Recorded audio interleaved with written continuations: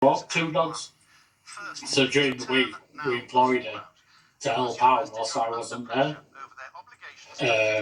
But you need to do your homework, and you need to do thorough checks on them. Yeah, a message that people will hear loud and clear. Gary, it's really good to hear from you, and thank you very much for telling us your story. Gary Hirsch, good to see you. Thank you. Okay, let's have a look at the weather, the forecast now with Phil Avery. Hello. As you would hope and perhaps expect in August, there's some decent sunny weather to be had for the rest of the day in some parts of the British Isles, but it's not quite like that everywhere. Earlier on, around about the Fraserburgh area, Jeanette was struggling for a decent view, and yet again 1 or 2 areas have been hit with some really hefty showers.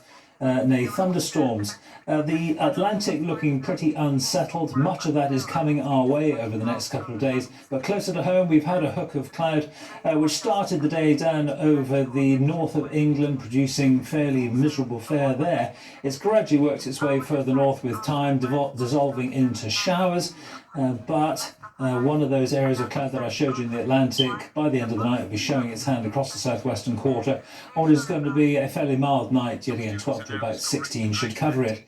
So that unsettled picture in the Atlantic coming very much closer to home for some of you on Wednesday as the fronts bring cloud and wind and rain initially in across the southern half of the British Isles, but more widely. And with time through the rest of the week, I think you'll notice the strength of the wind at times, unusually windy, and there will be spells of rain. And here comes the first one, which much of England and Wales will see as we get on into the afternoon. And by tea time, I think some of that will be getting towards County Down as well. Scotland faring that wee bit better, away from the murky coast in places. Those the strength of the gusts. Yes, it's a combination of wet and windy weather. It'll feel like autumn, I suspect. 22 or 23, the best of the temperature I can find, the best of the sunshine in parts of Scotland, away from some of those murky coasts. And that's not the end of the story, because as one pulse of rain works its way north, we swing another pulse of rain on Thursday, ever further towards the east. It'll take a time, however, so that wet and windy fare gets up into the north of Scotland. Then there's a lull in proceedings, and in that lull, it'll feel really warm because the wind is coming in from the south. So provided you don't get the cloud and rain, which you will do eventually in some western spots, and it will be pretty gusty as well, as I say, the temperatures will pick up. We could be maxing at around 25 or 26 in the favoured east. Take care from me for the moment. Bye-bye.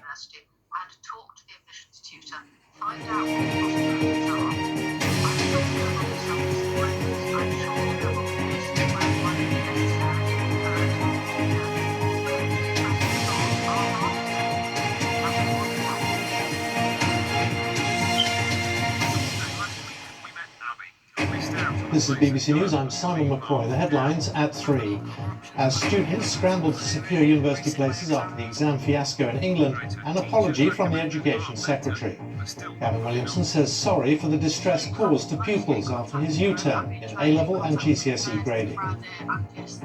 As you can absolutely imagine, I'm incredibly sorry for the distress that this has caused for those youngsters, and incredibly this is not something that anyone wanted. 7,000 jobs are to go Marks & Spencer as part of a further shake-up of its stores and management after the coronavirus crisis.